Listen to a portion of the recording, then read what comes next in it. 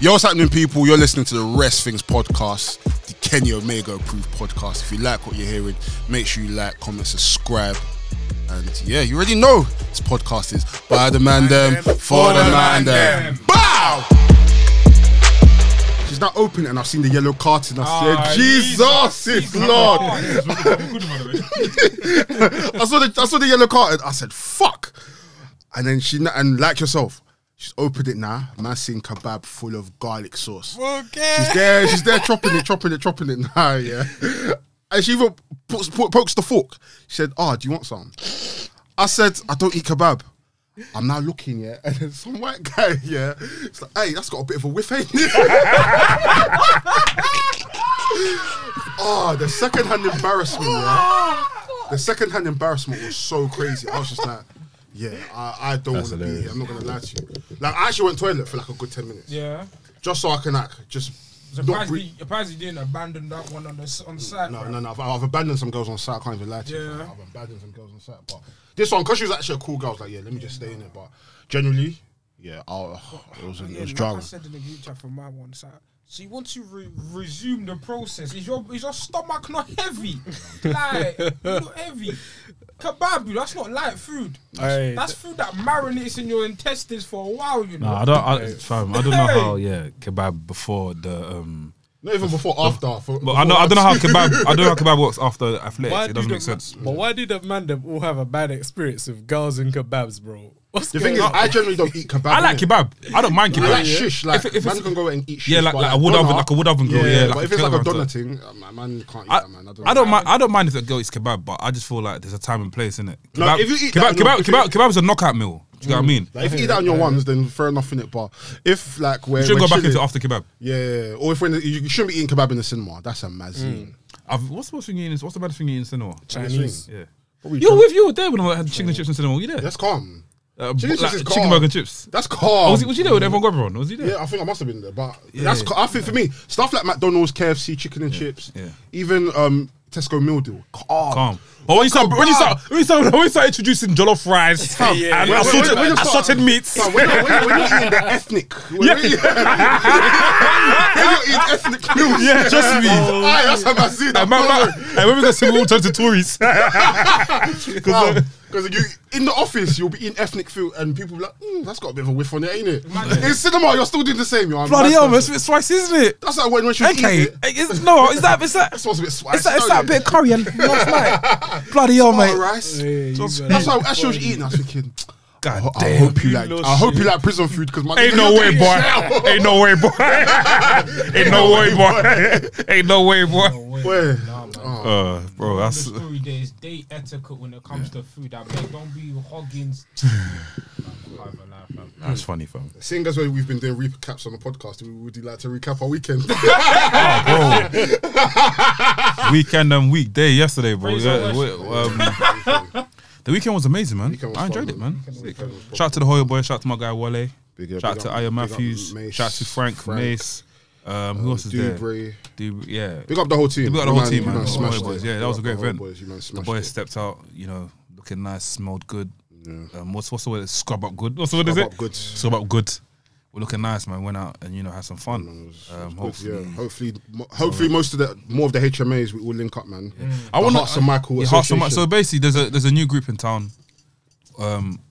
It's not called the NWO. So you need to come with a proper shirt next week, bro. 100%. They're called HMAs. The Hearts and Michaels Association. If you're part of that association, Association Academy, if you know, you know. But listen, it's for the Michaels and it's for basically the Shawn Michaels and the Bret Hart fans alone. If you're one of these fans, then you're part of it. Yeah. And if you also dwell in some sort of things, then you're also part of it. Yeah. But we won't get into that. But the Hearts and Michaels Associations, isn't it? What do you say? HMAs, man. Trust me, man. What's your favorite Bret Hart match, though? By the way, and Shawn Michaels match, so we can just we can just test the waters a bit, so we can see if you're actually HMA. This guy's a sick one. I thought you'd have to do that. That's a recruitment. Trust me, fam. Hey. Round of applause for Lloyd and Ria. Safe. Safe. Congratulations. We come for myself. Safe. Your second king. How's it feeling? Oh, bro, I'm knackered, fam. I'm knackered, man. Like, it just life just goes from 0 to 100. Like, it's like a flight. You get on a flight and you get off for the flight next year. It's very mad. But it's good, man. Just don't, man. It's good feeling. For you guys, Yeah. This time round, I was more calmer though. I was more calm this time round, so yeah, I can only thank God. Amen. You know, it's just fam, like the new. I feel sad for these new parents that have their children during this whole pandemic era or pandemic season, because these like as soon as your child's born, the partner needs to leave. Yeah. And imagine if it's your first child, and you don't have to, you can't spend the night out. Not the night out, but the night in. Yeah. With a newborn and your missus. It's proper sad, man. Proper sad, but yeah. It's mad. I guess it's needed, isn't it, for safety and stuff. But For real. Big up Blacks as always, and big up Versi. Speedy recovery to Versi. He's unwell at the moment, but we should definitely be seeing you soon, bro. Episode 81. Oh, well, this is your job, bro. Sorry. That's your job. You can take it from. No, go ahead, Episode bro. 81 of the Wrestlers Podcast. I go by the name of the Force Professional Nafi, formerly known as the VHS Pappy. Now the father of two. Now, some call me the Godfather. Now known as the father. The father. Mother. There you go. Take it away, bro. When I say go up, you say daddy. Go up. Daddy. Go up. Daddy. It's a strong star rating, leg drop hating, big back rubbing, Chris Jericho loving, son of a You got gun. this of the Guap uncle, fam. Forget the daddy. Oh, yes. There's only one daddy in town. No, actually, don't need daddy in it. AKA, Delboy, AKA Soul Delete, AKA All Fitted No Cap, AKA The Nostalgia Police, AKA Pro Guap Tees, AKA The Real Godfather. You already know what time it is. The Real Godfather, you know what time it is. I forgot the rest of my nicknames, but you might already know me, innit? Also, what am I? What did I see earlier? He's added it to the list. What did I see earlier? Oh, yeah, Mr. Wrestle and Drip. You already know the vibes. Mr. Wrestle and Drip. Wrestle Drip. The first podcaster in it. Are you man dumb? And I won. Let's be real. I won. So, yeah, big up the man there. Big up Adrian every single time. Come on. Yo, people, it's your boy NK, aka the man of the hour. Too sweet to be sour. Aka the host Japanese correspondent. Yes, We in sir. the building. AKA the number one contender for HMA. Him and his brother, the tag team champions for HMA, fam. I said to you. Parcel Michael Association. Man, I'm wrecking it in, fam. Yo, people, it's your boy Laps, the main event liver and champagne sipper, back again for that wrestle talk, that smack talk, that Kenny Omega talk, that get rest things to 1K subscribers talk, that I'm going to the next event talk. I ain't missing out shit. Yeah. It's WrestleMania, you know. Yeah, you see me? I'm there. Obviously, hopefully, man can be in the HMA. Is it? No, HMA? you're HMA. You're already there. No. You've been there. Don't worry. Look at this week's I'm gonna thumbnail. get This is there. this week's thumbnail. That's this week's thumbnail. This is this week's thumbnail. Fam, show the thing, fam. This is this week's thumbnail. Oh, they're gonna see it. They're gonna see it. That's how you know we was outside. You know what I mean? outside. I had no idea you was taking it. Somebody called me and I turned around. I was like, yo, look at this. Snapped it right in the moment. And that's how you know NK was enjoying. You know when Look at the way you're he's smiling. Fam. No, I've never seen AK Enjoyment, The last fam. time I saw AK smile like that is when David Francisco mentioned Okada. That's Yeah. easy, big boy. Man, woke easy. up. Trust me, fam. We got a guest coming on, but obviously We've got a special guest coming on. I mean, yeah, we'll leave this out just in case yeah. he doesn't come in there.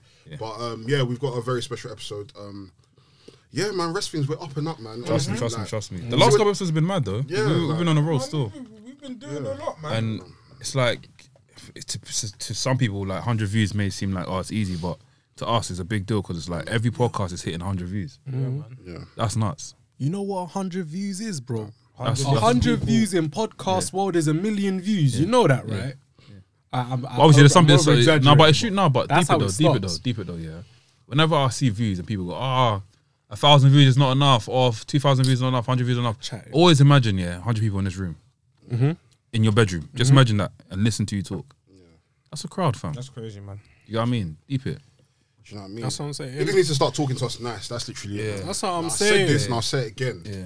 We are one of the best wrestling podcasters in the UK, and we are one of the best content creators. 100. Bar wrestling, Yeah. bar anything. A lot of Yeah. people cannot trust us Bro, when it comes to content. It's crazy because every person that I come in contact with and I tell them, yeah, I'm a part of a wrestling podcast, they're like, rah, something like this exists. Yeah. Funnily enough, bro, I met one graphic designer on Instagram And then he went through my content. He was like, "Raw, you like wrestling as well?" I was like, "Yeah." He's from South London. I'm from West. He was like, "Yo, I want to come onto this show." Bring him on, man. Bring him on, man. Don't worry, he's coming. This podcast is the forbidden door. Yeah. We've got open entry rule. If you want to come on, come on. We're the gatekeepers. That's No, I'm not a gatekeeper. I'm not a gatekeeper. We the gatekeeper. I can't call myself a gatekeeper. I'll never call myself a gatekeeper. I can't do that. I mean, you can be the gatekeeper. Yeah, you can be the gatekeeper. You can be the gatekeeper. I can't be the gatekeeper. I can't be the gatekeeper. Yeah, I want everybody to. I want people to come in. you know Yeah, what I'm saying? I want everybody to be. but come in speaking sense though.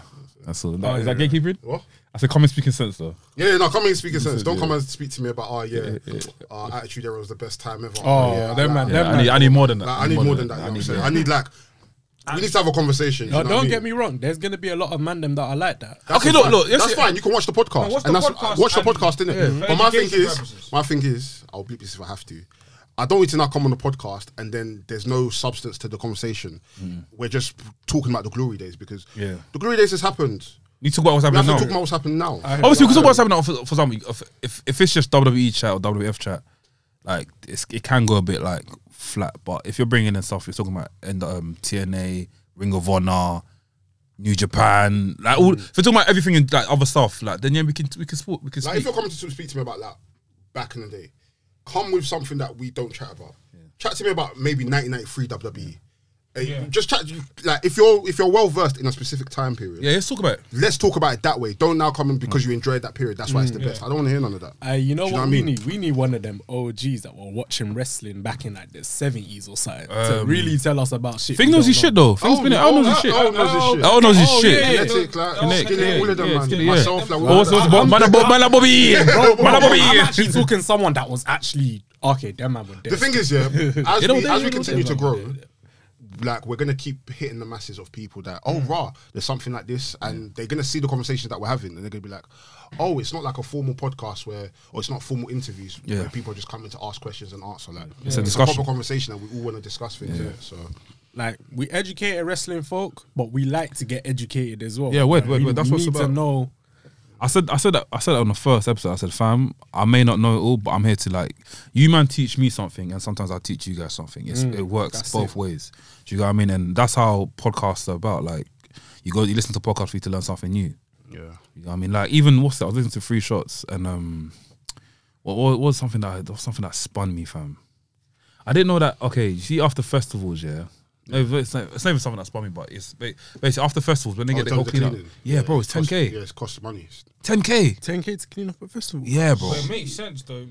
How much waste is that face? That's nuts, fam. And it's nuts because after the festival, the next day you're like, "Raw, there was actually a festival here." You wouldn't even know. So what? That's not even think of stuff like Notting Hill Carnival. Like how much? That's not government. It's not government thing. Yeah. No, but the way they clean it up, you wouldn't fast, even think fast. Carnival was there. That's probably more than 10K then. Yeah, for real. And it made me think that cool. If we one day if we were to do a wrestling show, and but then again we're hiring out a hall, and we'll be hiring out a hall. Yeah. Right, and after we'll have to dispose of rubbish ourselves. That's a completely different thing. But yeah, stuff like that. Just learn, move in it. We're for the people, man. We're by the man for the man. By the man. Trust me. You know like that. AEW. Yeah. Rampage. What did you say? No, I was going to talk about John Cena and Roman Reigns. I watched it this morning. Oh, the thingy. The promo. I didn't watch it. Chat I'm not to gonna me. lie. Cena's finished. I'm not gonna lie. I'm not gonna lie. I'm invested. Yeah, of course. When I've been invested. It's drawn you in. It's I've been invested. That promo alone. I'm so sorry. Nobody can chat to John Cena. Yeah, no one. Nobody can chat to John Cena. Badly again, bro. Nobody can chat to John Cena whatsoever. Cena wasn't talking from a script, from what I remember, and he was just freestyling. What when was that? Last time. This was last No, but Roman Reigns don't talk from a script though. Is that all written for him, or is he giving props? I mean, he doesn't. I'm talk sure he's from giving scripts, props, but I'm sure they they'll freestyle each other. No, but the way Cena was just like. Yeah, Cena's different. Went off topic and then back on topic, and it was like he was the thing that was disrespectful was that he was taking the piss, bro. Like it wasn't like one of those intense promos. I'm in your face. It's like no, like he was taking hot take. I'm just gonna violate you. Best promo in WWE of all time. What? Best Cena. He's up there. He's definitely up there. Who's number one of all time? What number one? Best promo. And I can't even lie. I think it's a shoe in between The Rock and Stone Cold. Do you know I was gonna mention Jake the Snake? Jake the Snake. Because he's are you talking in terms of like one-on-one promos where they're one-on-one promos, interviews, backstage shit? Like whenever he's on mic, you're like bam. This about Cena. This is one thing I've clocked. Yeah. You see, when it comes to Cena, with certain people, his intent is to rattle them. His intent is to rattle you. He did that with Roman. He did that with Roman. He did that with The Rock. Rock, as well. yeah. I think the difference with Roman is though, I think Roman admires John Cena. Yeah. Oh, You see the way that he was smiling during the thing. Yeah. It's one of the Yeah. ones like, you know what, you've got me. This is my But father, fam. I respect it. I respect. Whereas with brought The Rock, character. whereas with The Rock and John Cena, The Rock was spun. Yeah. Yeah, the Rock was more vexed, completely yeah. spun. Lost So wait, his you're telling me that Cena has rattled the Samoans? Yeah. Yes. Both. Yes. Both. He's rattled them. That's nuts. Both man. tribals. He's rattled them. I saw the mission. The mission. I can't lie. For me, at the moment, yeah, because I haven't watched the last one. Innit? It's 1-1. It's a draw still. In I terms of haven't like, seen the last one. last one was sick when Thing mentioned the missionary thing. Oh, I thought that still that He one. mentioned, so he mentioned it He twice. mentioned again. you mentioned it. Oh, He he said, lost the point. he said something about missionary 20 years. This is not. Yeah, he should have mentioned. He should have gone something else. Like, I can't I remember. mentioned but some of the stuff that John Cena was saying, it was like you need me for this match. Yeah. Like, I don't need to be here. At the end of the day, you're the one that's been struggling for 10 years. Like, this match means more to you than it does to me. Yeah. I'm just gonna come and he found the way he got 1, 2, 3 over. What I liked about Like that every promo, 10 seconds, 1. Fam, over as hell. And he's like, here, you need this to build your legacy. If I Exactly. beat you, guess what? I'm the greatest of all And time. you're 17 times. yeah. that what's And so you're just gonna good be a about trivia. that. You're just gonna be the Your same. neck- oh, What's so Cena good violates. about that is obviously we were like, yeah, Roman Reigns' promo is improved. Now John Cena's come back to knock it back down again to show that I'm still the big dog. You feel me? I think That's what I like about it. Romans has improved, but There's a goal. there's never ever gonna be a comparison. Like It's improved, It's far, but it's far. it's not to John Cena's level. Yeah, of Because course. when He- John Cena was gone, we were like, yeah, Roman's the best. Now John Cena's back again. We're like, I think yes, be honest here. Promos. I don't know if I've said this on the podcast, but if I did say it, I'm gonna backtrack now. I never like even with this new character that Roman Reigns has got. I still feel like his promos is not as. I think for me, it's the character development, it's better. which is much better. That's what's winning for me. I agree with It's the new seasoning. I agree with Do you get what I mean? I feel like, yeah, Just me.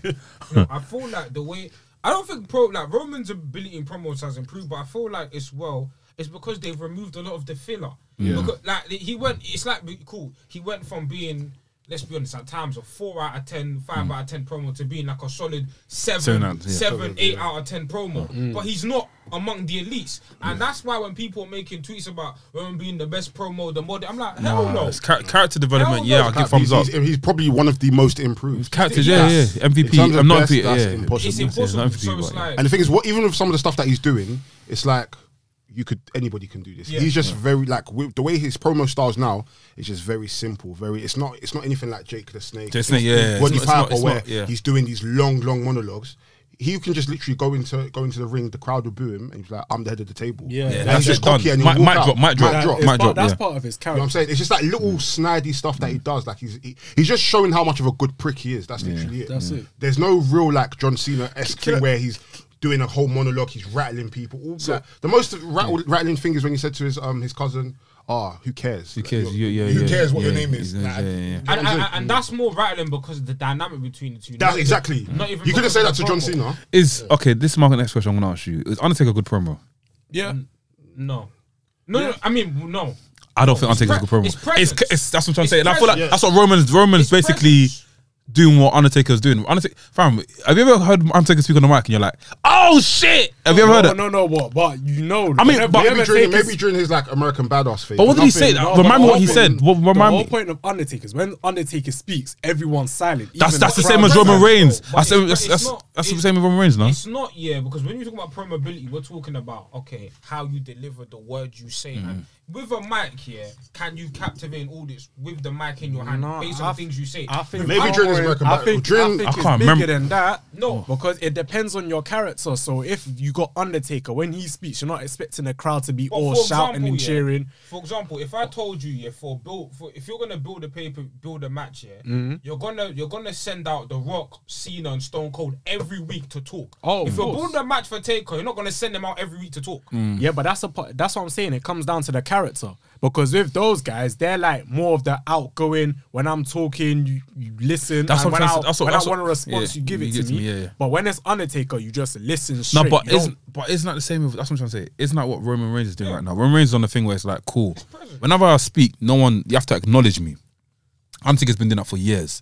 Even to the point where like man will choke, man trapped things hand in the casket for talking, bro. So wait, doesn't that Oh, no, mean that's the other way, sorry. doesn't that mean that their promo is working then? That's FNE. That was the wrong other way around, bro. Someone tried to say the thing is, what you're saying is that listen.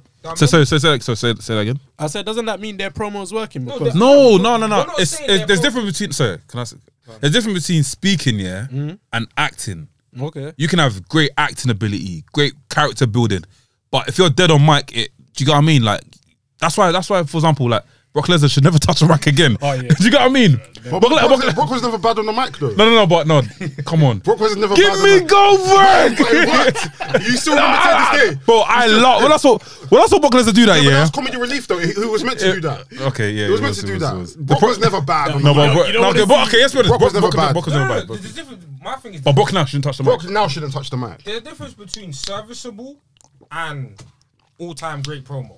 Like, there's man them that get their job done. Yeah, the job is to sell a match. They get their job done. They do what they need to do to build hype for the match, but it's everything around that.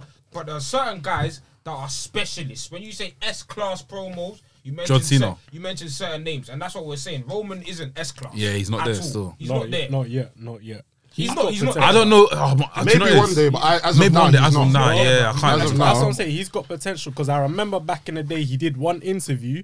I can't remember. It was for Fox. It was like a Fox party or something. Yeah, bro. I'm not gonna. That's what he's doing now, though. That's what he's more or less doing now, though. I don't think he's fully. No, but obviously because of the character that he's doing now, he has to be very laid back. He has to be very nonchalant. Yeah. Maybe when he gets to a point where when he loses his belt and he now has to just show as much emotion as possible, then maybe we'll get that. But as of now, I think it's good you're saying that. I want to see Roman without the belt now.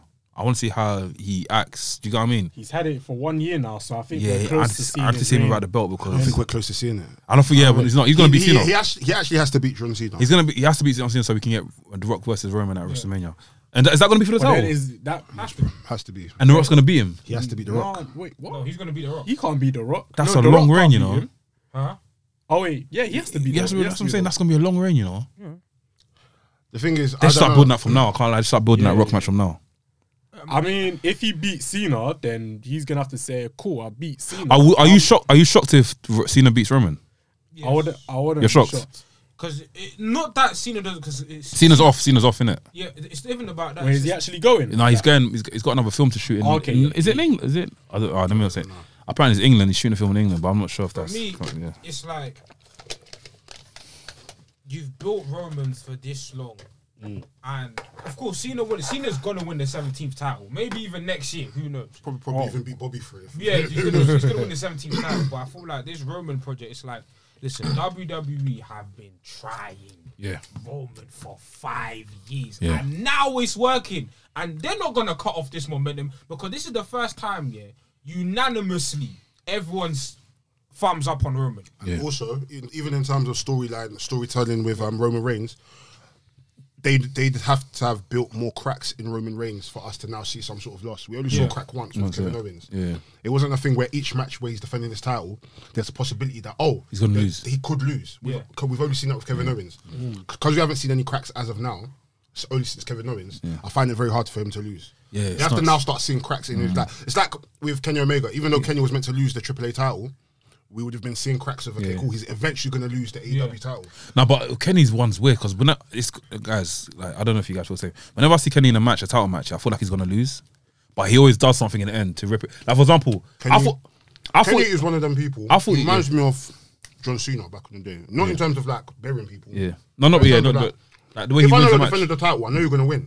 You think? 100%. I mean, as in like, for example, like in the Andrade match, I thought that Andrade would have just put him in a roll up or like hit him with the. Actually, he gets the title and hits him with him, but obviously Kenny hit him with it. I feel like Kenny's got a way of like telling the story where it's like, cool, I'm struggling, but at the end of the game, I'm gonna win. And he's done that with flipping. What's that title defense he had? Was like even the Moxie one? Even when he did get the title, bro, he cheated to win it. Yeah. Like when he cheats, like it's like, do you get what I mean? It's like, bro, is this guy actually gonna win it or like is he gonna lose? I hear what you're saying. Even Christian defeated him, I was shocked, but I wasn't shocked.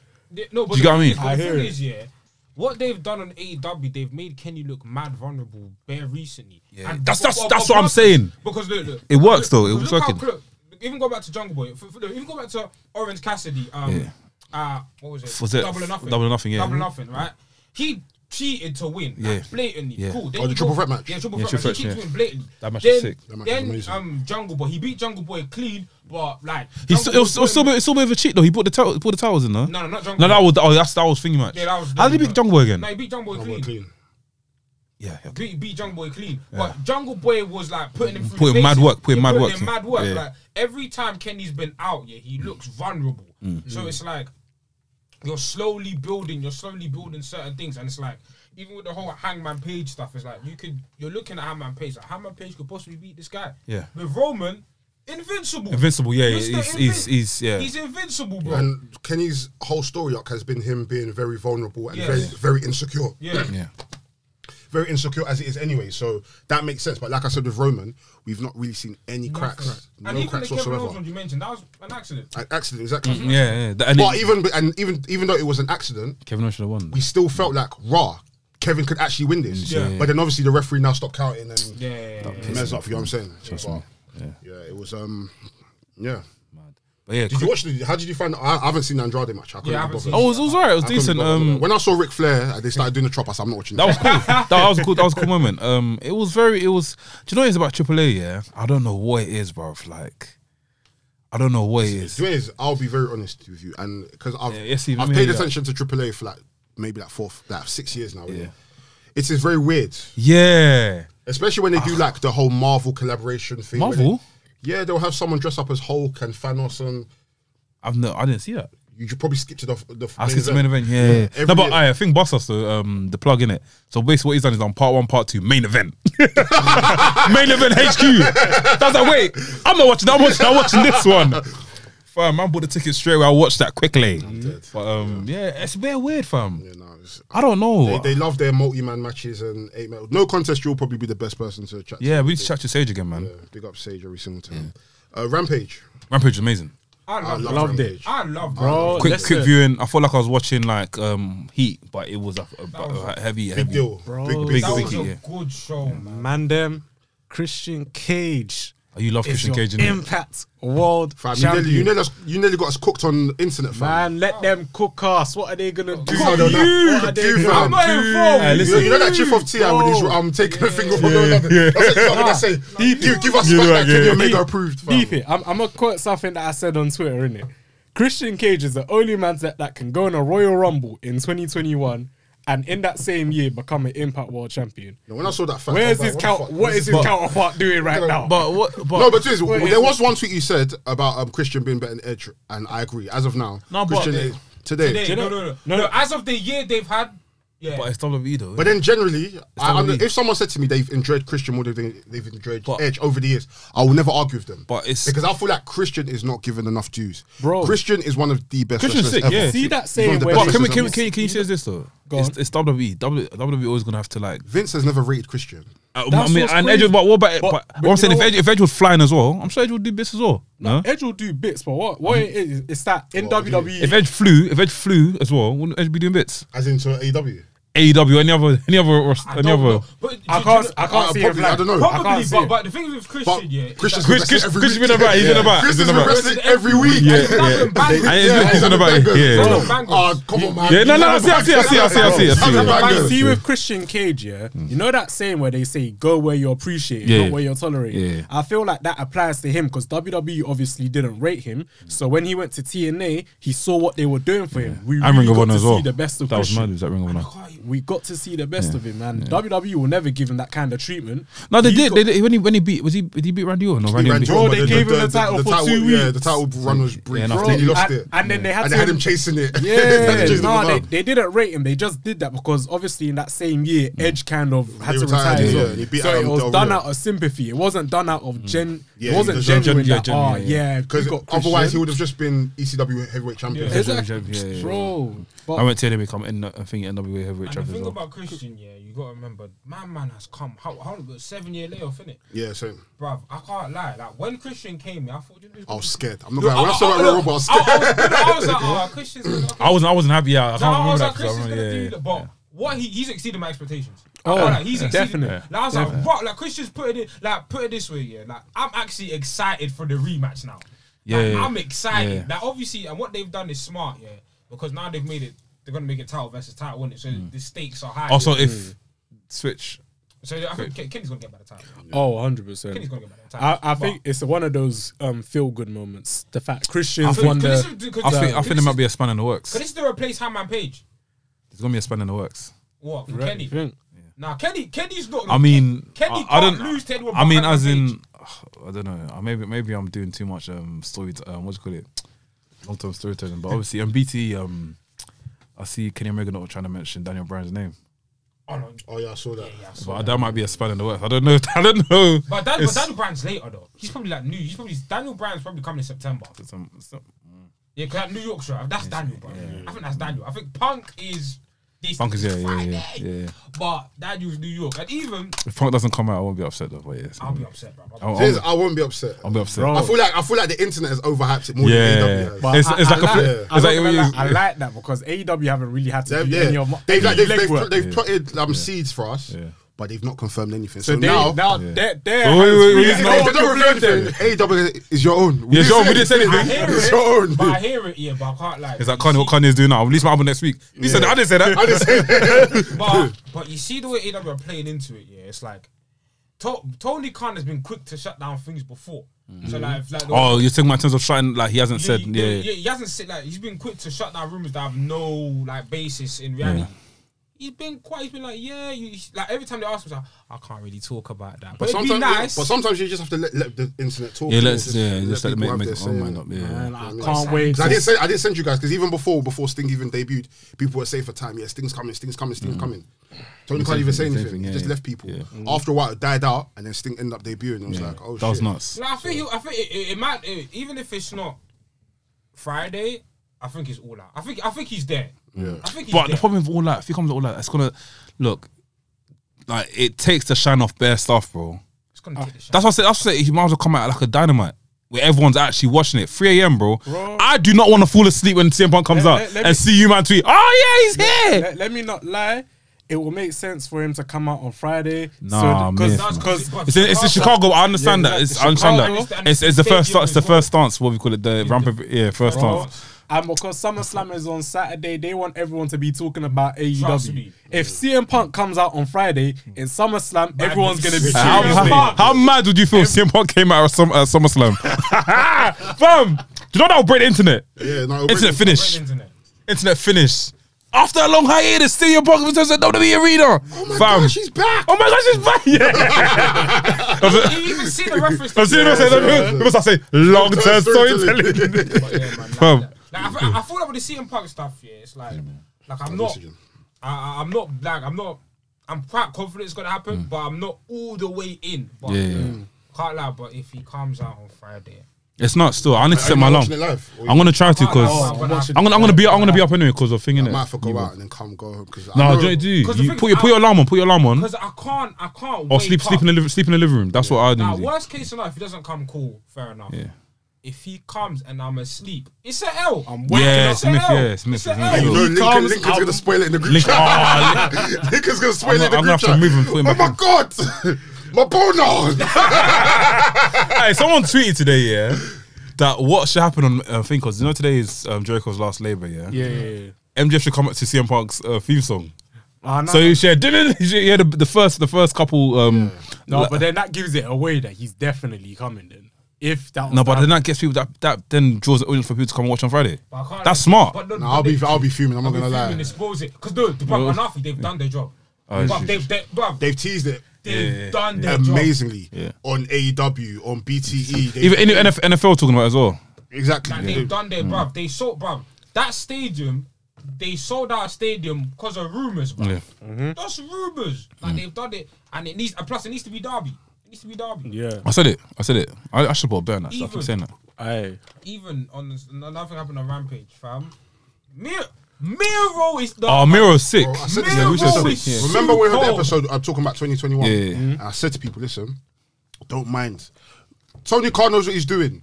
Yes, Miro's a joke man at the moment, but I promise you, Miro is going to have an amazing year. And bro, I found Miro, What does he's he in call contender- himself? the Redeemer, Redeemer. God's I favorite can't lie. champion. I think God's he's the favourite best champion, mid card. that's He's the best mid card champion this year. Fact, and he can easily be AW champion as well. Easily. Easy. Easily. Easily. Easy. It's coming. Easily. Like, fam, even that Fuego del Sol match. Big up Fuego del Sol though. Man. Bruv. I was hosting moment. Fuego the bruv. When he did the tornado DDT, I was like, Bro, yeah. Match, even just him getting the contract after because he didn't. That was wholesome. Fam, You see ringside? You see that ringside? fuck ringside news, man. Are they legit, fam? I thought are they legit? What's wrong with them? What did they do? So They're they've basically DM'd Fuego del Sol saying, "Oh, we know you got your contract time ago. You're just acting up." It's a shoot. It's a shoot. It's a shoot. I mean, it's a work or something stupid. It's a work. Yeah, sorry. But they're not reputable anyways, man. They've just got a fucking verified tick for no. Yeah, that's what I was thinking. I was like, fam, you're very far. Why you acting like this? Fam, fuck ringside news, man. Mind my language, but. Yeah, man. That was, and then obviously the Britt Baker version. That match was. That match was fine. That match was sleep. It was a sleeper, you That know. match was fine. That match was okay. It was a sleeper still. I can't lie. It was a sleeper still. It was fine. Jamie Hayter, she debuted. Fam, I thought it was Becky. fam, that was- I thought that was Becky Lynch. I swear, hand on my heart. I said, wait, what? They mishandled that debut. I can't even lie. Why she come out like that? I don't know. She's lost so much weight and she's in great shape.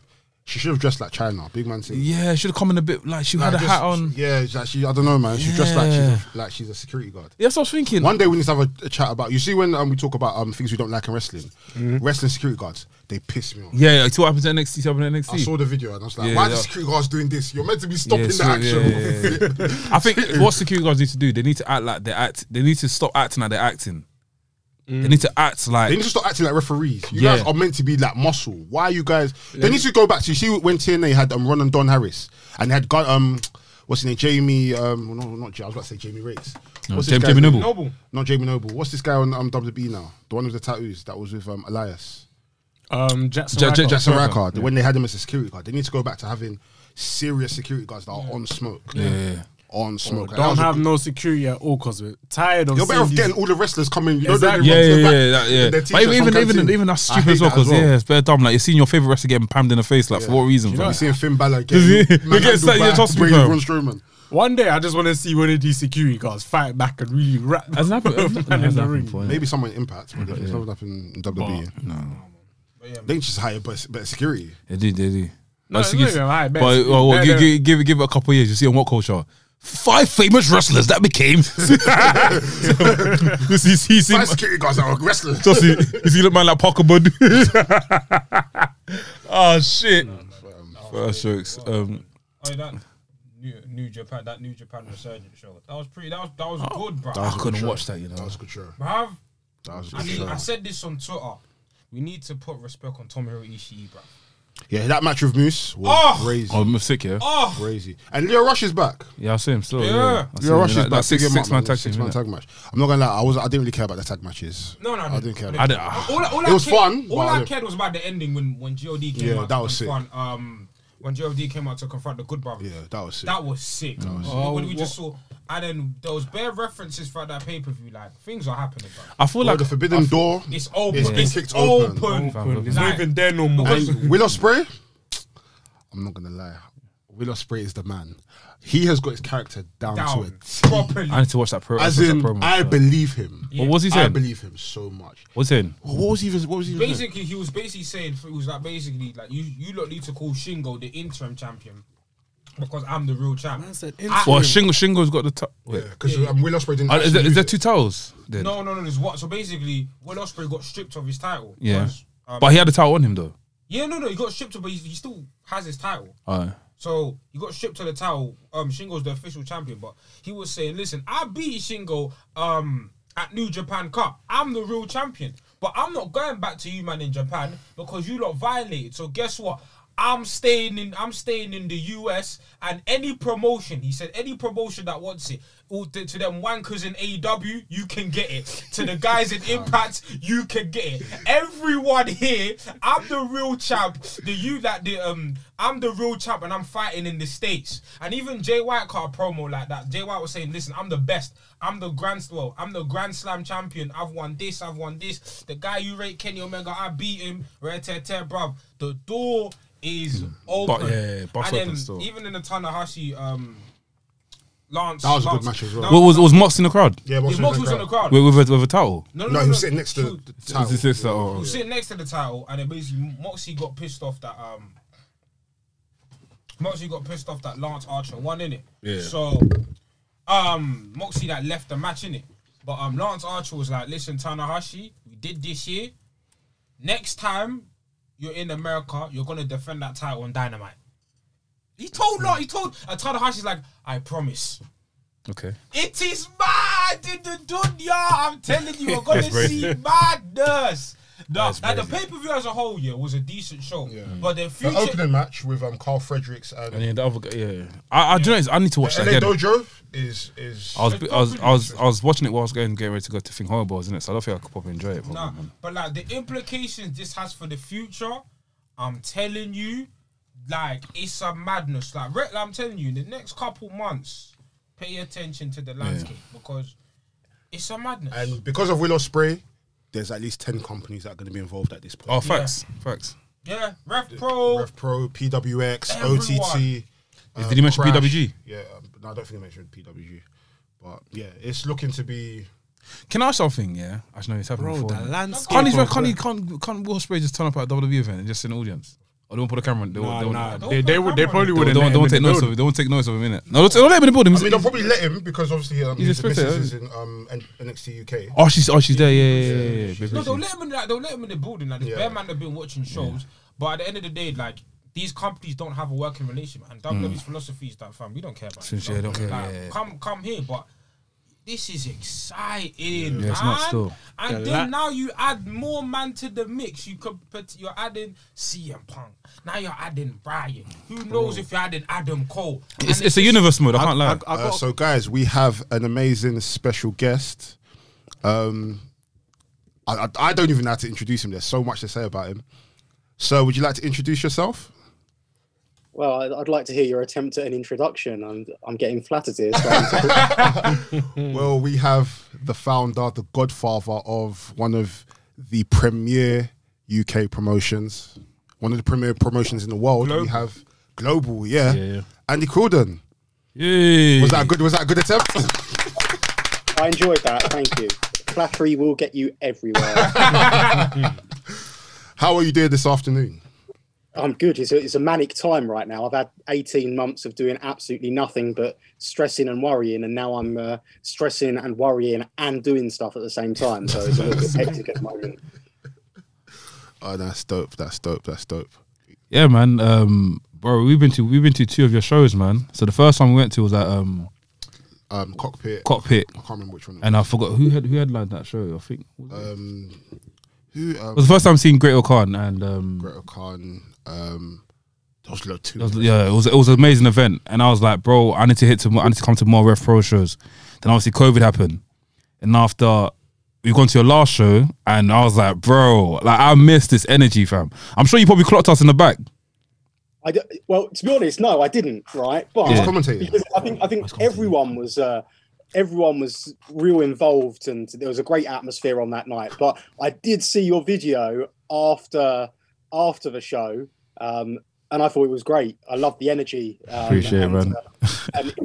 But that's exactly what wrestling's all about. You know, like you could try and it's real hard to be able to explain to people what this whole thing's all about, right? But I think if you point people to your video and you can really see their energy and feel just that great environment. And that's what wrestling's all about. So thanks for coming, guys, and thank you for bringing that energy and displaying that energy to your audience via the old YouTube. Like it really made me smile watching that video because to me that's everything that wrestling should be about. You just go to lose all your inhibitions, have a good time, make some noise, and be taken on a journey. And for that 2.5 hours or whatever, you just forget about the outside world and just have a good time.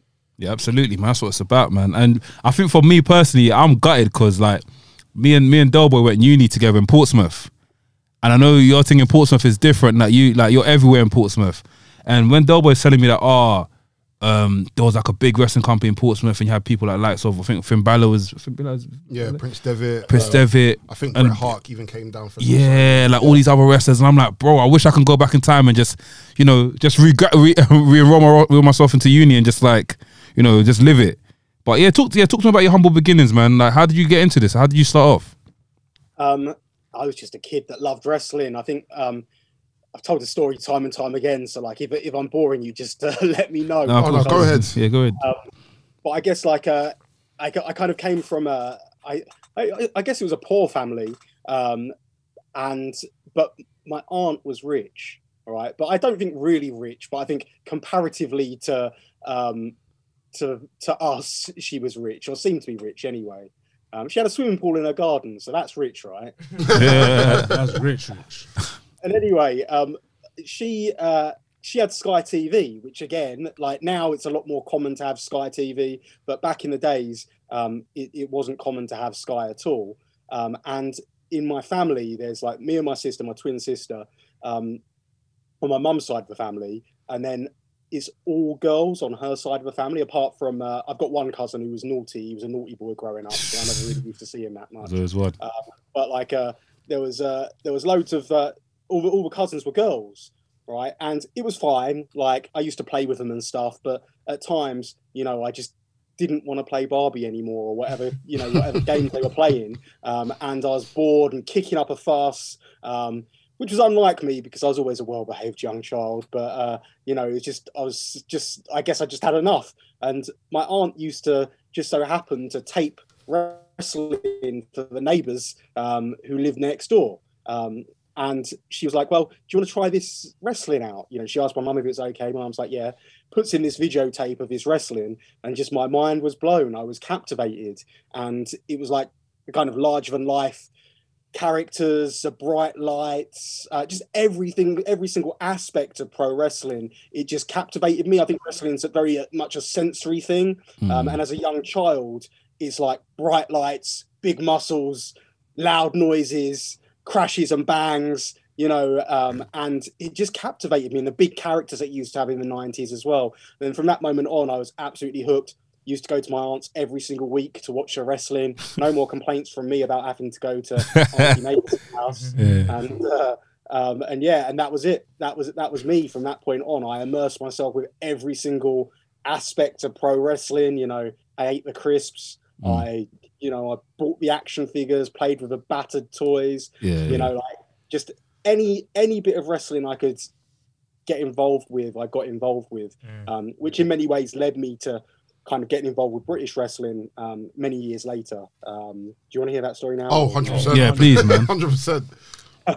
So again, I actually once, to illustrate what a poor family we were, and really now I'm telling this story, I'm thinking Auntie Mavis should have probably chipped in here. In 1993, I won maybe it's I say 1993. I won in WWF magazine. I won a pair of tickets to go and watch WWF in Earl's Court, which I think was the Hulk Hogan tour, which is just after WrestleMania. And I lived in Southend in Essex at the time, which is about an hour and a half from Earl's Court. And my family couldn't afford the train tickets to get us to the show, so I never got to see that show. Man. So, you know, even though we had free tickets, I've still got the unused tickets and letter from WWF magazine to this day as a reminder, but a kind of a motivator more than anything, you know, because, you know, I don't want to make it sound like I'm ragging on my childhood, because I had the best childhood. I was loved, and I didn't feel like I was missing out on anything. But, you know, as a result of missing out on that, I think my mum had like almost a sense of guilt. So anytime there was any opportunities to do anything wrestling related, we would go to it. And that included British professional wrestling. And to be quite frank, the shows we saw were terrible. You know, it was like, you know, rinky-dink rings, like literally falling to pieces, you know, with ropes literally hanging down onto the canvas. There was some shows we went to see which were like stage shows where the ring was up on a stage, and, you know, not only would you feel like the ring was going to collapse, but every time the wrestlers hit the ropes, the ring would edge closer and closer to the stage. Miracle, an absolute miracle that it never collapsed onto the floor. I remember one show, just to illustrate the style of show, I remember one show, the big villain of the piece, Blondie Barrett, who I like a lot. I did some camps with him many years ago, but like he attacked the big baby face with a wooden coat hanger. What? And that was just that kind of it really, to me, summed up British wrestling. I always say to the guys and girls at training school, the British wrestling used to have a that will do attitude, you know, in terms of like, oh, we need to attack the good guy with a weapon at the end of the show. We don't have any chairs or anything. Oh, here's a wooden coat hanger. That'll do. Do you know what I mean? That was a kind of mentality. And there were some better shows. Like, as with everything, there's some better shows, some worse shows. And once I did convince a group of mates to come to a show, which was a higher quality than normal, per, you know, early 2000s Brit Res standards. And I managed to convince like maybe 10, 15, no, I think it was about 15 lads to come, you know, from my school. And then the next time we came, there was 4 people. Then the next time it was just me. So, you know, because that just shows you what the show was like. And I guess from that point on, I always had in the back of my mind, I would love to be able to produce something in Great Britain which people could get behind, that people wouldn't be ashamed of. And I kind of found that with a promotion called FWA. Oh, yes. Frontier Wrestling. And then, and the first incarnation, not the second incarnation. But like, you know, they had production values. They'd bring over imports. So that was the first place I saw Christopher Daniels live and AJ Styles live. And, you know, they had real production and they had wrestlers. So one of the things which typified the shows I used to go and see is you used to have a big G at the end of a show. It'd be like, next time we're going to have a street fight. And then they'd come back next time and there's a completely different crew of wrestlers. And, you know, they didn't even bother with any kind of continuity and storylines and stuff like that. Whereas FWA, they had that continuity, they had the storylines, and they had the imports that I didn't know who they were at the time. But, you know, like eventually I'd find out who they were because they used the best guys, you know. And the first time I saw AJ Styles, it absolutely blew my mind, you know. And it was just a good time.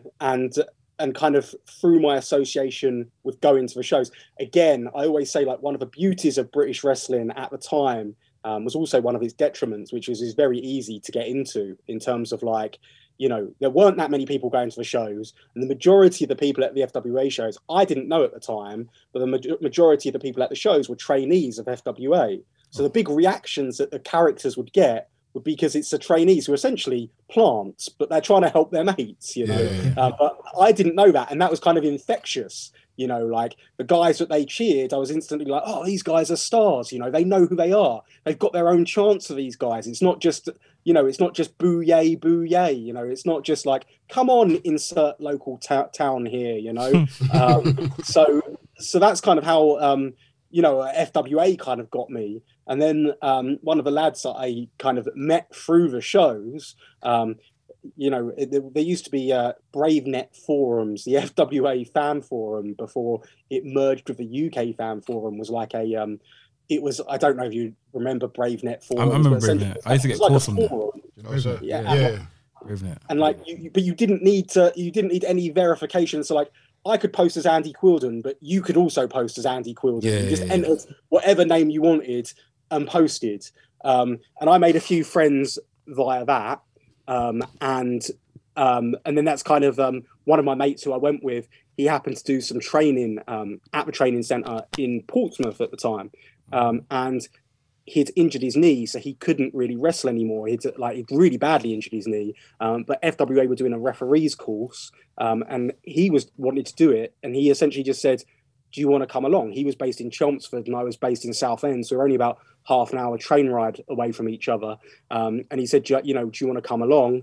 And his brother went to uni in Portsmouth as well. So he's like, you know, we can stay over at my brother's house. Went along. And I was, you know, without blowing my own horn, I was the best referee there, and they invited me back to come and start refereeing on their shows. But it was one of those things where I was a lifelong wrestling fan, so it was easy, you know, it was easy playing the part of a referee. And I say that to all the trainees as well. If they're lifelong fans, their job's a lot easier than people who, you know, got into it, you know, when John Cena was a top guy, you know, it's a lot easier for people who've been watching it their whole lives. But for a lot of people, John Cena was the top guy when they were like 5, and now they're like, you know, grown ups. Really good at wrestling. I think that's NK. NK is one of the guys that's like, John Cena's the top guy for him. Yeah, my guy is Bret Hart. That was my top guy. He's the one. Well done. You're my favourite. Who's your top guy? Chris Jericho. Who's my top guy at the time when I was young, When I started, like Stone Cold, The Rock. Oh shit, yeah. My guy's Bret Hart. And you? Stone Cold. Stone Cold. No, wait. it was Triple H. Triple H. That's your, yeah. That's how it started. That's nuts.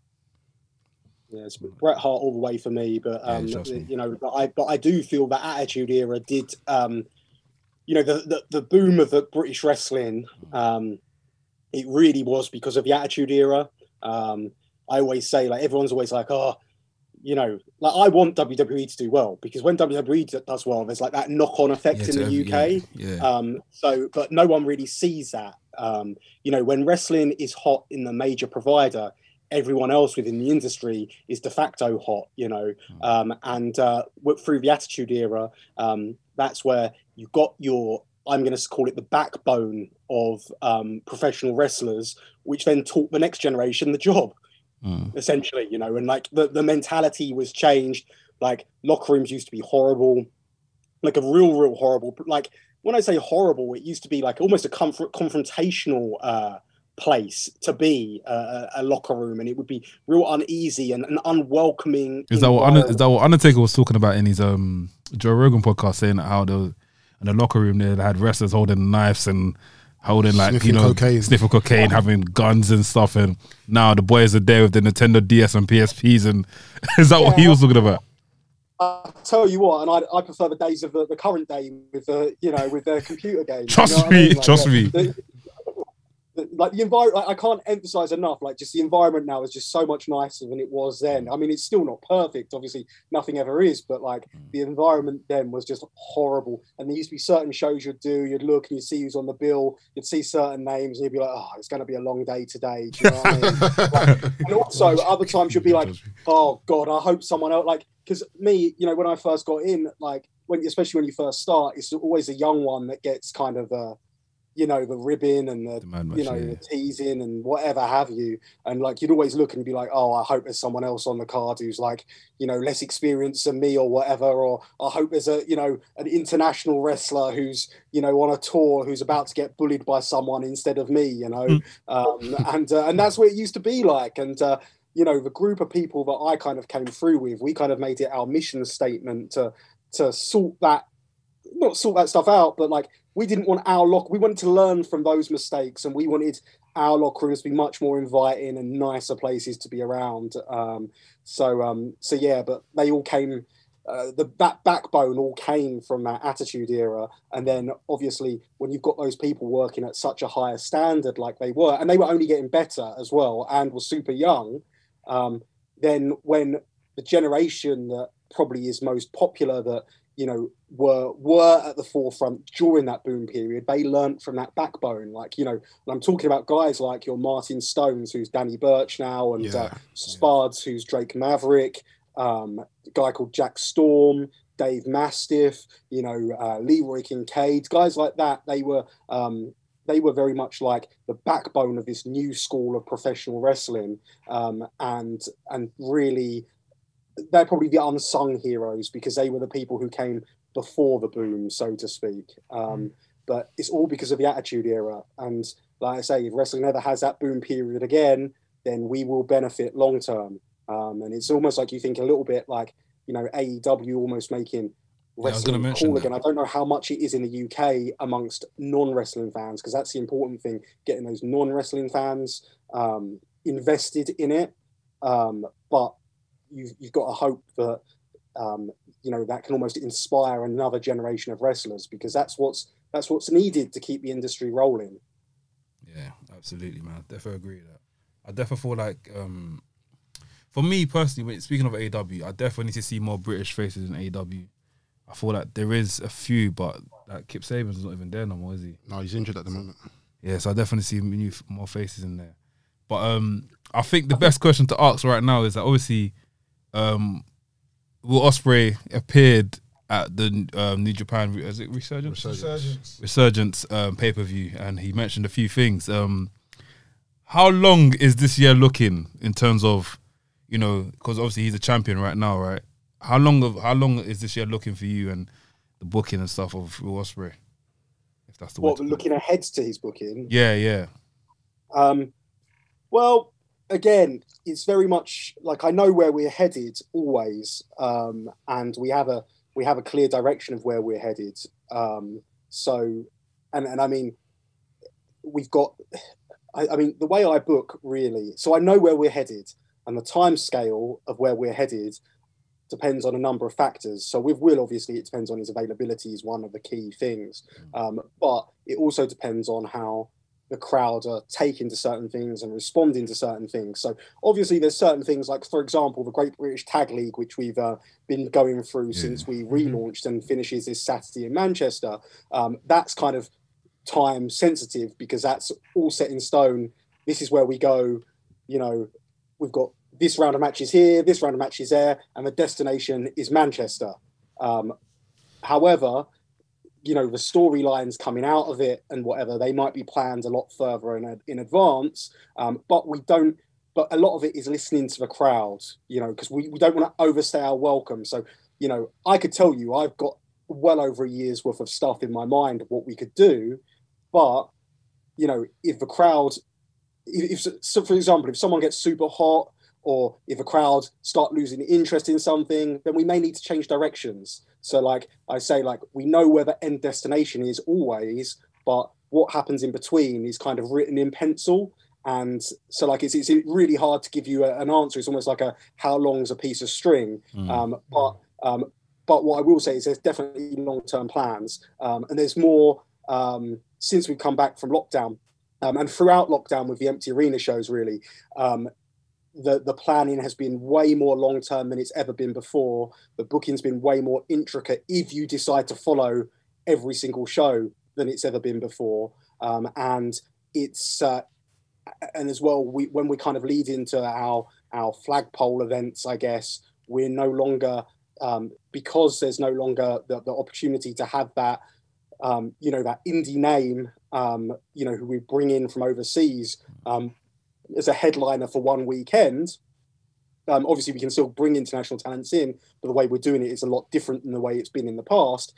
So because we can't have that, you know, that draw, so to speak, so we can't bring in Suzuki for one weekend, for example.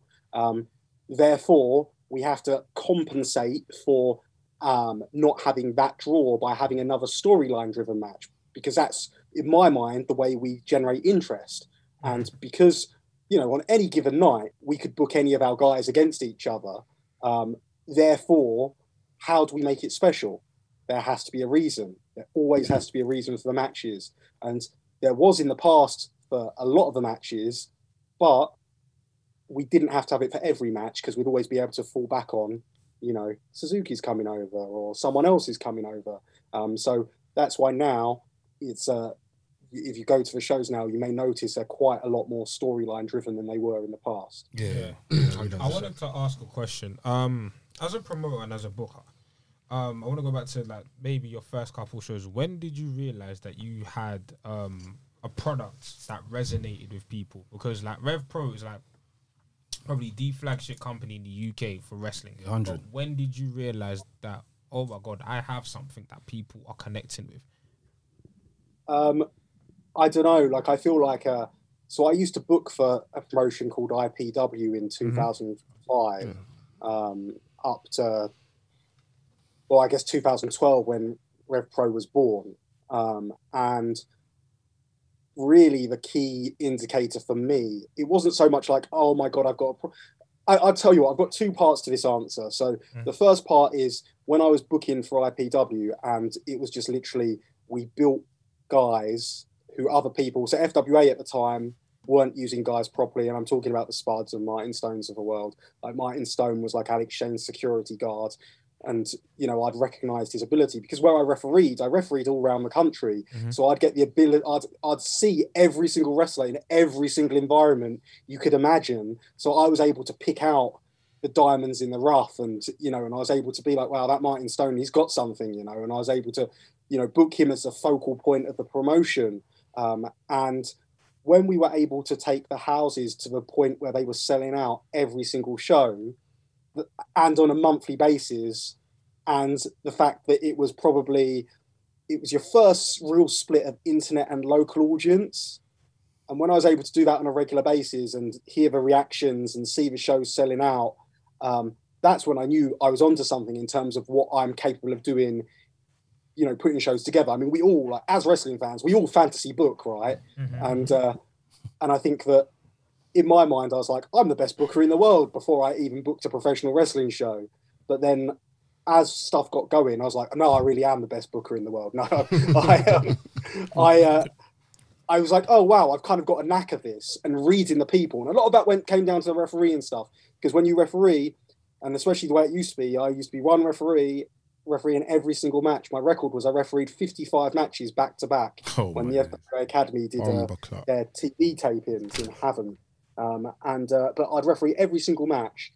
And whilst I was refereeing every single match, you'd listen to the crowd and you'd see what they react to and what they didn't react to. And I'd always question myself, if I was running this show, how would I do things differently? And then it was a chance for me to put my money where my mouth is. Yeah. So that's when I knew I was kind of onto something. And I've always had that confidence in my booking ability. So that's why when I was like, oh, we're not going to be able to lean on the New Japan talent anymore. That's when I was like, you know, and again, there's still a skill to booking. I don't think people realize there's still a skill to booking the New Japan talent in the most appropriate matches for them, in the most exciting matches. And there's still an art to booking your freak show matches, like that Vader Ospreay match. You know, there's still an art to all of that stuff and laying that stuff out. But so for me, you know, getting those crowds regular, that's when I was like, I've got an knack for this. And then when I realized that Rev Pro was a real deal, because I always feel like, you know, we've been behind. So like when we first started to, just crazily, when Rev Pro first launched, which was almost 9 years ago to the day, as we're approaching the 9-year anniversary show. And it was like the 26th of August was the first Rev Pro show. I announced it on the day that this is now Revolution Pro Wrestling. We use the same roster, the same champions that I've been putting in that building. But there almost seemed to be a pushback. And it took me a while to start building that brand, because I've always been, you know, it's not about the letters. For me, it's not about the letters on the, you know, on the canvas or whatever. It's about what happens in the ring, you know. And but it did take a while to rebuild from there. And then after that, we were always behind, like Preston City Wrestling, ICW, Progress, What Culture, which then became Defiance. We were always kind of, I mean, we were always mentioned in the, you know, in the same sentence as, but it was always and Rev Pro. And I feel the reason for that was because we were never a promotion which pandered to fans. We were always a promotion which was ring-centric in our product. So, you know, you came for professional wrestling. Yeah. You know, you came based upon the strength of the card. You know, it wasn't about, you know, coming to hang out with your mates. That was a byproduct of it, you know, and we never tried to, you know, preach anything in terms of, you know, come join our gang and whatever have you, you know. We were just like, come and watch wrestling fans join together in the one thing that we all love, that we all got in common, watch it, enjoy it, have a good time, and that's it, you know. And I think the time when I really started to you know, appreciate what we had was when we did our first show in America, and just how receptive the American fans were to the product. I think that was, for me, a real eye-opener.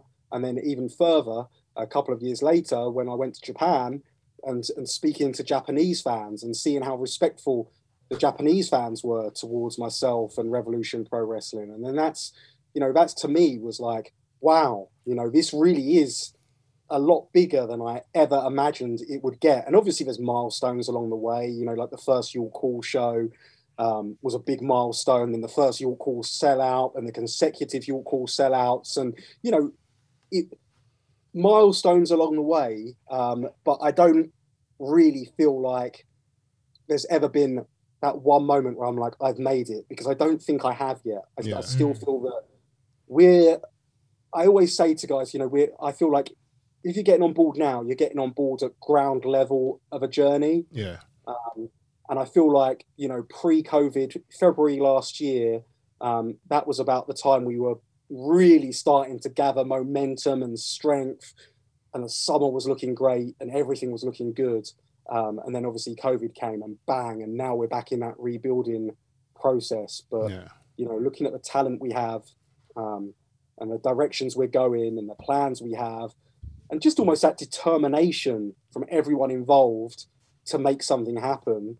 I feel like we're on the cusp of something again. But until we start running these big venues on a regular or semi-regular basis, and making real money doing this, I don't think that for everyone involved as well, not just the people at the top of the card. I want everyone to be able to make money doing it, and I don't think it'd be until then when I say we've made it. Yeah. So I think that's the important thing about, you never get comfortable. I feel like if you get comfortable, that's when things start to go downhill. So I've tried to remain hungry. I've tried to remain focused and tried to, remain targeted in creating growth. That's dope. I had a final question for you. A few months ago, MLW announced that you were part of their championship committee. So could you potentially see some sort of partnership with yourself and MLW? And could this now open the quote unquote forbidden door with Rev Pro and other American companies? Or look at that smile. Yeah, so I don't feel like we've ever had a forbidden door. Like there was a door that was open once with NXT UK, which was slammed shut. Yeah. But then aside from that, I feel like, I've always maintained we will do good business with anyone who's open for doing good business, So like I've worked with numerous promotions around the world on many different occasions. And I personally feel that that's the best way, again, it's real hard because there's so many egos involved, but I personally feel the best way for everyone to thrive is for everyone to work together with no egos. And even with bigger companies, it has to be mutually beneficial. Yeah. My relationship with New Japan is very much mutually beneficial, even though New Japan are without a doubt the A side of that partnership, New Japan get a lot from that partnership as well. So it's about finding that mutual understanding and that mutual ground. And I think with MLW, really, it was the championship committee stuff is just almost just the start of let's say a getting to know each other process. Because at the moment, whilst we both openly have expressed we would like to work with one another, it's very hard with the travel restrictions as they are. Yeah. And at the moment, it's a lot easier for us to bring guys in than it is for them to bring guys in. Yeah. So we're hoping that USA do us a solid and open up the doors. I hope so. I'm supposed to be going to Disney in March, so I can't wait for them to open up the borders. One quick question before we wrap up. Your dream match: one MLW superstar, one Rev Pro superstar. Who is it? Oh, I don't know. Put me on the spot there, haven't you? I don't know. I'd like to do something. See, my guy from MLW who I love is Jacob Fatu. I was going to ask you, yes. You need to bring him over, please.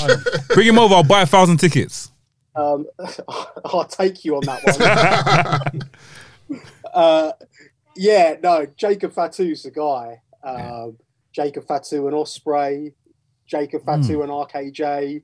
You know what I mean? Like, there's so many matches we could do. So he's the guy.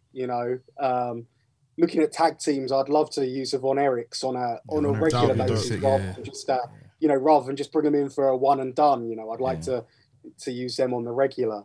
But they, MLW, they got some good talent, and I'm excited to see what could happen, but also I'm really excited to see what could happen in terms of our talent going out there as well. I think that's I don't know, like it's weird. Like I feel like that's the next thing in terms of I want more than anything our guys to get the worldwide recognition that they deserve. And it's interesting. There's loads of guys, like just a lot of people just by the fact they come over from America, they get this almost superstar treatment, so to speak, from the fans when, they've got guys literally sat right in front of them who are every bit as good, if not better, who aren't appreciated to the same level. When you look at like, your Zach, Marty, Ospreay, that class of guys, Tommy End, Mark Andrews, Mark Haskins, you know, those guys who were perceived to be the top guys of British wrestling, who got those superstar reactions during the boom period, were literally sat on our laps for years before. And granted, it may have only been the 12 months prior that they were firing on all cylinders, but it wasn't until they went to America and got that respect from the American fans that then they were able to come back to England and get that star treatment from the English fans. You know, it's almost like, I don't want to say we're like almost shy of supporting our own, but I think sometimes we just don't realize how good we've got it, you know? And I know it's one of those things, you know, like America, you know, New York, if I can make it there, I can make it anywhere, you know, but like, I genuinely believe that we have guys who are literally right now at the very top of their game. And I want the world's eyeballs to be on them because, you know, once they start to get that worldwide hype, which they will, if Ricky Knight Jr. goes to America, everyone absolutely gone. You know, and then if they get behind him when he comes back to England, superstar. Everyone here is going to, you know, do you know what I mean? So it's just a natural evolution. So that's I think the part that I'm most excited about is being able to expose that, you know, American audience to our guys, you know. So we just got to hope that COVID sorts itself out and, you know, we can get these borders opened up and we can start making some deals and start making some stuff happen, because I think it's exciting for everyone involved. Absolutely. Yeah, honestly, Andy, thank you for giving us your time, man. We need to have you here live. Face to face, yeah. We need to have you here live honestly, soon. We need to have you face to face. Anytime. I hope, like, again, I'm very far away. That's the issue. I mean, we might as well go back to Portsmouth. Yeah, I don't mind coming to Portsmouth. Yeah, we don't mind coming down to Portsmouth. That's my second hometown. Yeah. Rest things on tour. Like my thing in my spot is Gunmouth Keys. And sometimes I used to go to Liquid and Envy as Liquid well. Envy, I'm basically Tiger. a local. I used to live on Sheffield Road. What year were you around Portsmouth? So you were there 2012. I started in 2013. Yeah, 2012 to 2015. Yeah, so I used to run nightclub nights in Portsmouth. I bet you've been to many of them. What night? Whereabouts? Well, so at the start, so in 2000 and oh god, so I want to say I my years so at the start, so 2012 time I was working for Eskimo 11. Eskimo 11. Oh shit! Yeah, I know Eskimo 11. Yeah. So I used to run Tuesday nights. It was Route 6. Oh, well, it was Pure. Dirty Disco for Eskimo 11. I remember Dirty Disco. Yeah. Friday nights. Would Jonglers have been there when you were there? Highlight, was that around when you were there? I can't remember. Friday nights there. Miami Ice, I think it was called. Nah, I don't remember. Definitely remember Eskimo 11. Yeah. Them guys used to give out thingy. They used to give out like the brochure to show what's gonna happen during the month. That's right. Yeah, we used to con everyone during Freshers Week. Yeah. I'm sure you guys made peace. That's true. So sorry about that. Come on, man. Full circle. If you're ever down in Portsmouth, I'll happily do it with you guys face to face. And you know, if the world gets back to some kind of normality, and like, because often we do shows where, you know, I'd stay overnight in London or whatever. Yeah. And if that ever happens again, then obviously I'd be more than happy to kind of get involved. But like at the moment, my life's hectic. We've got the training school going, we've got the shows going non-stop. And we're trying to pick up all the mess that has been left behind with you know, the devastation of COVID and you know, playing catch up. So it's a hectic time at the moment. But you know, I'd love to kind of get in with you guys, and like I say, like, you know, I feel like the stuff that you guys do, like, again, I think it's underappreciated by so many people, and I think so many people, wrestlers, wrestling promoters, whatever, they look at fans and they say, you know, like, oh, you don't have a right to have an opinion, or like, you know, who do you think you are to say this, or, you know. But I take anything you say, good, bad, indifferent, I take on board, you know, and like, I appreciate, like I say, the energy that you guys bring to the products when you come and have a good time, you know. And it doesn't matter if you come every week or once a year, right? Just that, you know, that energy you bring is just great. And like I say, there's no better advert. You know, I can't, you know, I'm supposed to be a promoter, right? But I don't want to be a promoter. I just want to run wrestling. I just want to book the matches. I don't want to run the shows. I want someone else to run it for me, and I just book the matches. You know, so I don't have to worry about all the stuff that I have to worry about on a day-to-day basis, which is turning me grey. right? But like, I feel like the best advert that anyone could hope for is people like yourselves. You know, like you're coming down, you're having a good time, and you're just seeing it for what it is, just a good piece of entertainment. So, you know, I just keep it up, guys, and thank you so much. So, like, and I will happily give my time for you guys anytime, because, you know, I just appreciate what you guys are doing. Appreciate it, man. We're due to link up. Thank you very much, Andy. We'll catch you soon, yeah? No problem. Peace, man. Take it easy. Take it easy, bro. Boy, and what an episode. You guys weren't expecting that, were you? Trust me.